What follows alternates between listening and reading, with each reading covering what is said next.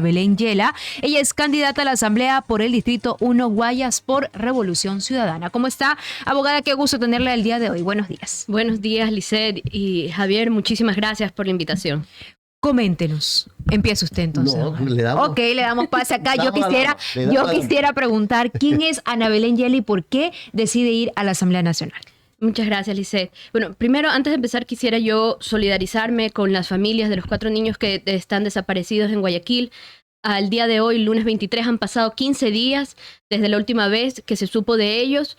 Yo creo que es un llamado de todos nosotros como ecuatorianos a solidarizarnos con las familias y a pedir juntos que aparezcan con vida. Vivos se los llevaron, vivos deberían regresar.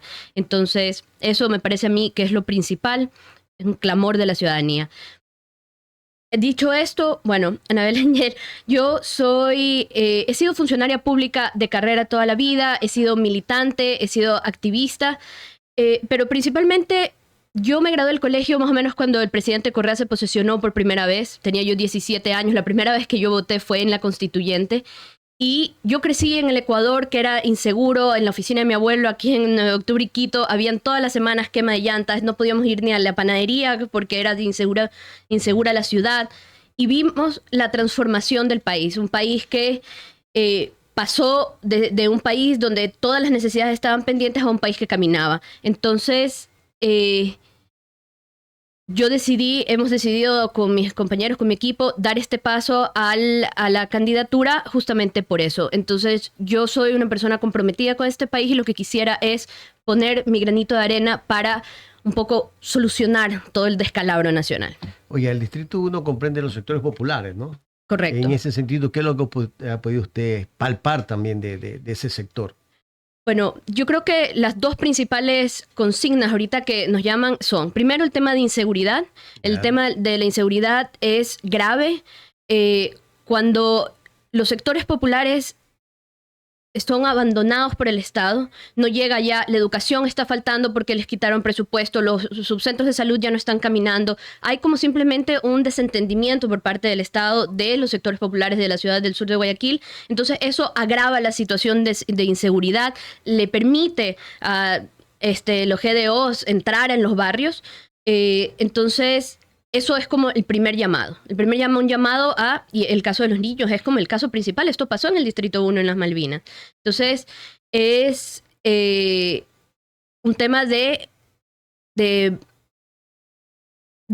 tema de devolverles a estas personas la tranquilidad y la paz, porque ya no son solamente los grupos armados, ahora aparentemente tenemos que tenerle también miedo a la fuerza pública. Entonces, eso por un lado. De ahí el tema de la energía. Guayaquil, como ustedes saben mejor que yo, es una ciudad comercial, vive del comercio. Entonces, cuando no hay luz, no se puede trabajar, se les dañan a la gente los productos, no pueden salir a hacer su trabajo, no pueden ganarse el día a día. Entonces, eso ha causado muchos daños económicos, ha causado recesión, ha causado que se pierdan plazas de trabajo y adicionalmente agrava el problema de la inseguridad. Entonces, esos son como los dos principales problemáticas que tenemos en este momento. En esa línea, ¿qué plantea usted? ¿Qué proyecto plantea para llevar a la Asamblea e ir en la línea de superar estos inconvenientes?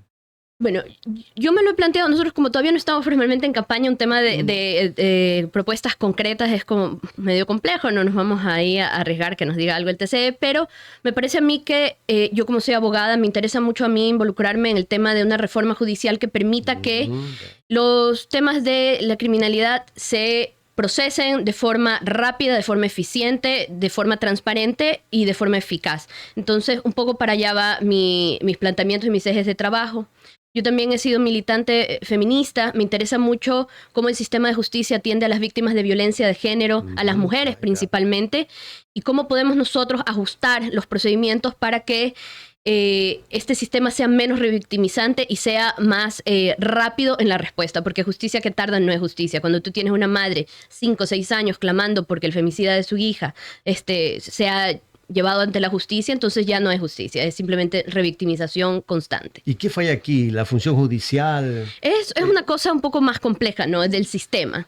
Las víctimas no están en el centro del sistema, no están consideradas como el eje principal al que debe atenderse, sino históricamente los sistemas de justicia están centrados en meter a la gente presa. Entonces tú tienes que también poder responderle a la familia, responderle a las víctimas directamente.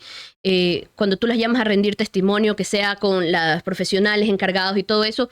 Y Se han dado avances significativos en los últimos años respecto de estos temas, pero falta todavía. ¿Más necesitamos leyes fuertes o no?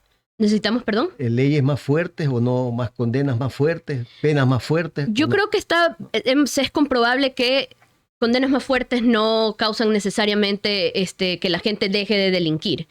Ya, pero sí necesitamos sistemas de justicia eficientes que puedan responder a las necesidades. Cuando tú tienes, por ejemplo, yo fui asesora de la Asamblea Nacional y cuando nosotros revisábamos, por ejemplo, la rendición de cuentas de la señora fiscal, ella nos decía que habían tenido, por ejemplo, por darles un ejemplo, algo así como 52,000 casos de delitos contra menores. Pero cuando tú ibas a la judicatura se habían judicializado 2,000, 5,000, no más que eso. Entonces ahí hay un problema de que los procesos que se denuncian no se están llevando a juicio. Entonces ese tipo de cosas es lo que a mí me interesaría involucrarme y atender. 8:46. Me llamó mucho la atención el término de hay que tenerle miedo a la fuerza pública. ¿Cómo entender esto? Si en caso de que ustedes lleguen a la presidencia, entonces, ¿cómo van a trabajar el tema de la seguridad? No, yo lo que dije es Yo que lo entendí así. aparentemente ahora no solamente estamos en la inseguridad de la delincuencia de los grupos organizados y tal, sino que aparentemente habría que tenerle también miedo a la fuerza pública en virtud del caso de los niños. Ahora, el tema todavía está en investigación.